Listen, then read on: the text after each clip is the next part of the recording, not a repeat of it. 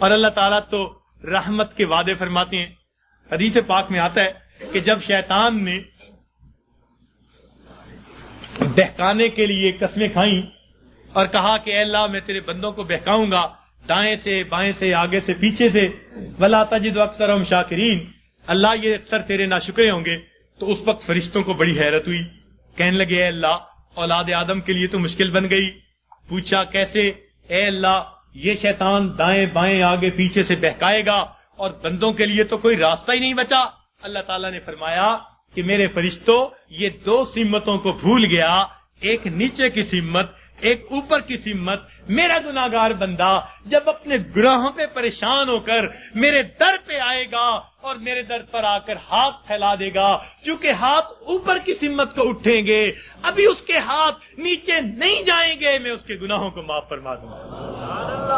اور جب میرا بندہ اپنے گناہوں پہ پریشان ہو کر اپنے سر کو سجدے میں ڈال دے گا، چونکہ نیچے کی سمت سے شیطان اثر انداز نہیں ہو سکتا، میرا بندہ ابھی سر نہیں اٹھائے گا، میں اپنے بندے کے گناہوں کو معاف فرما دوں گا. تو شیطان نے ایک قسم کھائی تھی، فَبِعِزَّتِكَ، اللہ تیری عزت کی قسم میں تیرے بندوں کو بہکاؤں گا. اللہ تعالیٰ نے اس کے جواب میں فرمایا شیطان مردود تو قسمیں کھاتا ہے میرے بندوں کو بہکانے کے لیے ورغلانے کے لیے. ذرا میری بات بھی سن لے کہ میرے بندے بتقاضائے بشریت گناہ کرتے رہیں گے اگر اپنی موت سے پہلے سچی معافی مانگیں گے. فَبِعِزَّتِي وَجَلَالِي، مجھے اپنی عزت کی قسم، مجھے اپنے جلال کی قسم، میں ان کی توبہ کو قبول کر لوں گا.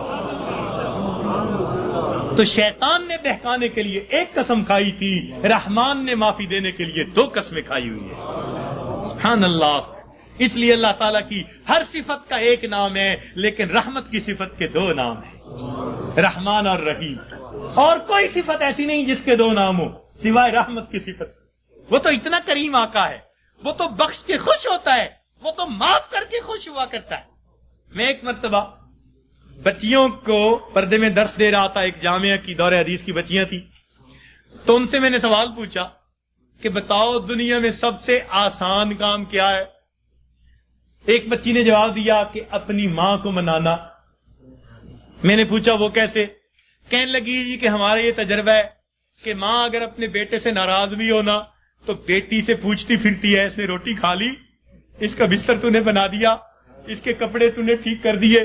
اب اوپر سے ناراض پھر رہی ہے مگر ماں کی مامتا اس کو مجبور کر رہی ہے، لہذا بیٹی سے پوچھتی پھرتی ہے، بیٹی کے ذریعے اس کو کھانا پہنچا رہی ہے، دل سے ناراض نہیں. خفا تھی، بچے نے ستایا مگر دل سے خفا نہیں، اس لیے پوچھتی بھی پھر رہی ہے کہ بچے کو سب چیزیں مل گئیں یا نہیں مل گئیں. تو وہ کہنے لگی کہ جب ماں کی مامتا کا یہ حال ہے تو ماں کو منانا بہت آسان ہوتا ہے. میں نے کہا ہاں ماں کو منانا آسان صحیح، پھر بھی ماں کے پاس آنا پڑتا ہے. بچہ آ کر کہہ دے امی معاف کر دیں، ماں معاف کر دیتی ہے. بچہ آ کر ماں کا جسم دبائے، امی معاف کر دیں، معاف کر دیتی ہے. ہاتھ جوڑ دے، معاف کر دیتی ہے. اگر پھر بھی معاف نہ کرے، بچہ رو پڑے، ماں سے کبھی بیٹے کے آنسو نہیں دیکھے جاتے.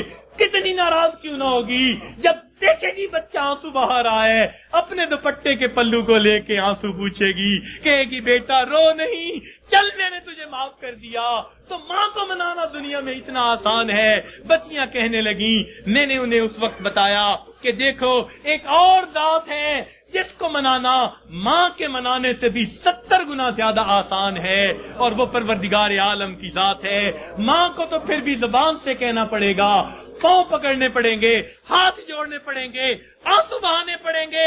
ایک وہ پروردگار ذات ہے جس کے سامنے بندہ تنہائی میں بیٹھا ہو، فقط دل کے اندر نادم ہو جائے، دل کے اندر شرمندہ ہو جائے اور دل میں پکارے پروردگار گناہوں کی معافی چاہتا ہوں، میں نے سچی توبہ کر لی، اللہ میں نے سلو کر لی، مجھے اپنا بنا لے، شیطان کے پنجے سے چھڑا لے.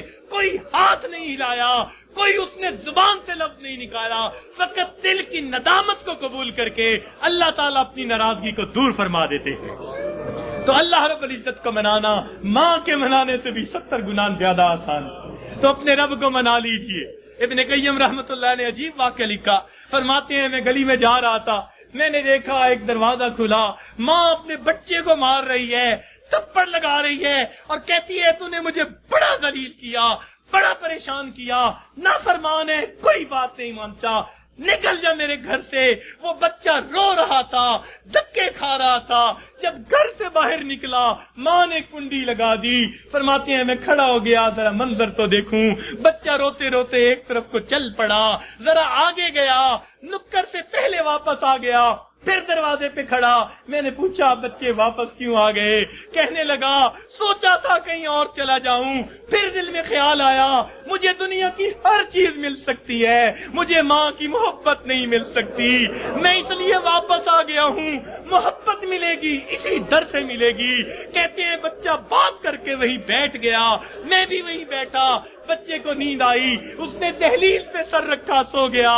کافی دیر گزری، ماں نے کسی وجہ سے دروازہ کھولا، ضرورت کے لیے باہر جانا چاہتی تھی، بیٹے کو دیکھا دہلیز پہ سر رکھے سو رہا ہے، اٹھایا، کیوں دہلیز پہ سر رکھے سو رہے ہو؟ امی مجھے دنیا میں کوئی دوسری ماں نہیں مل سکتی، میں اس دہلیز کو چھوڑ کے کیسے جاؤں؟ فرمایا بچے کے الفاظ سے ماں کی آنکھوں سے آنسو آ گئے، بچے کو سینے سے لگا لیا، میرے بیٹے جب تیرا یقین ہے اس گھر کے سوا تیرا گھر کوئی نہیں، میرے در کھلے ہیں، آ جا، میں نے تیری غلطیوں کو معاف کر دیا۔ فرماتے ہیں جب گنہگار بندہ اپنے رب کے دروازے پہ اس طرح آتا ہے اور کہتے ہیں رب کریم میری خطاؤں کو معاف کر دے، میرے گناہوں کو معاف کر دے، اے بے قصوں کے دستگیر، اے دکھی دلوں کو سکون دینے والے، اے غمزدہ دلوں کو تسلی دینے والی ذات، اے پریشان دلوں کو سکون بخشنے والی ذات، اے بے سہارا لوگوں کا سہارا بننے والی ذات، اے گناہوں کے پردوں میں، گناہوں کو اپنی رحمت کے پردوں میں چھپا لینے والی ذات، تو میرے لیے رحمت فرما دے، مجھے در در کے دھکے کھانے سے بچا لے، اللہ اپنی ناراضگی سے بچا لے، میں سلو کرنے کے لیے حاضر ہو گیا ہوں، پروردگار آئندہ نیکوکاری کی زندگی عطا فرما۔ تو جب بندہ اس طرح پیش کر دیتا ہے اللہ رب العزت اس بندے کی توبہ کو قبول کر لیتے ہیں۔ اللہ تعالی ہمیں سچی توبہ کرنے کی اور توبہ کر کے یہاں سے اٹھنے کی توفیق عطا فرما دے۔ وآخر دعوانا ان الحمد